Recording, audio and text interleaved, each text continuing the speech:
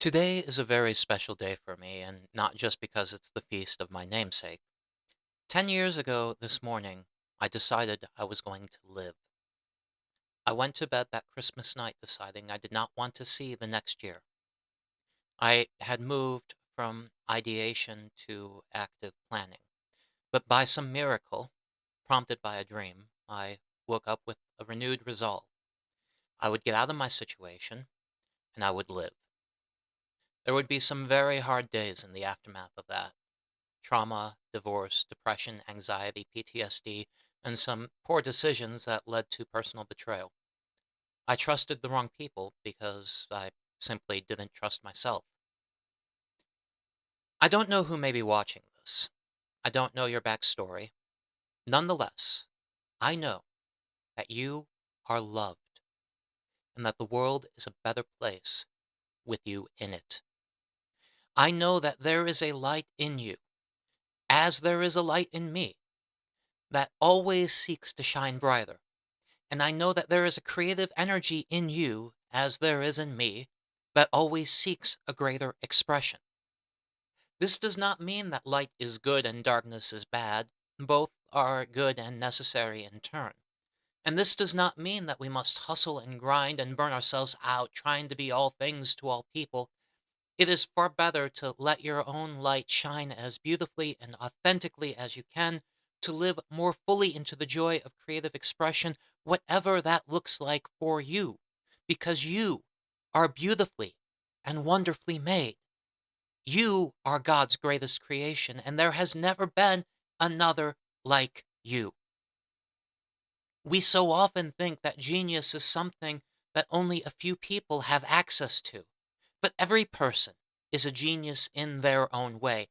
Every person has skills and abilities that are uniquely theirs, and every person has a passionate desire for greater fulfillment. We all have dreams and longings for experiences we have not yet known in this life, and we all have aspects of our life that we want to transform. If it weren't true, I don't think we would have anything to live for. Good parents want their children to grow up in a world that is better than the one they grew up in. Good people want the next generation to have a better life than they have known. Love abounds, and in hard times, love becomes more visible and more active. We can focus on everything that is wrong and energetically contribute to our own defeat, or we can take the knowledge of what's wrong as feedback, as information that tells us we need to become more active participants in the good. When you're caught up in the struggle for survival and the grind and that feeling of futility, it's so easy to get caught up in all of that and all of one's own circumstances. It's so easy to decide that you're already defeated, to give up on life. It's easy to lose perspective when it feels like you're on the front lines and every act feels like triage.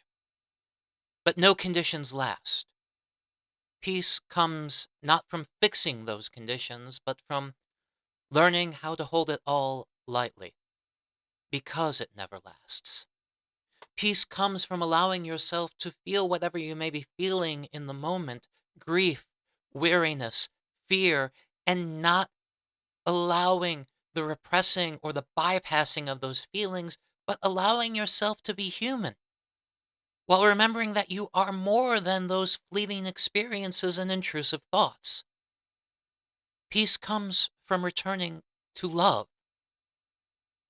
You are a spiritual being having a human experience, by which I mean you are the conscious energy of the universe, capable not just of creation, but of admiration, wonder, curiosity, awe, and love. Life can and should be a great adventure for no other reason but that it can be one. And so, as we enter 2026, I invite you to share in this great adventure with me. I became a coach and minister for the same reason I became a teacher. I want to help people live this one life more fully, more meaningfully, more authentically, and more joyfully. This is my mission in life, and this is why I'm still alive today. So if you or someone you know is struggling, know that you're not alone in this. Know that there is help out there. You are loved. You are magnificent, and the world needs your light now more than ever. And so I wish you a happy holidays, Merry Christmas, and peace and blessings for the new year. I love you. Be well.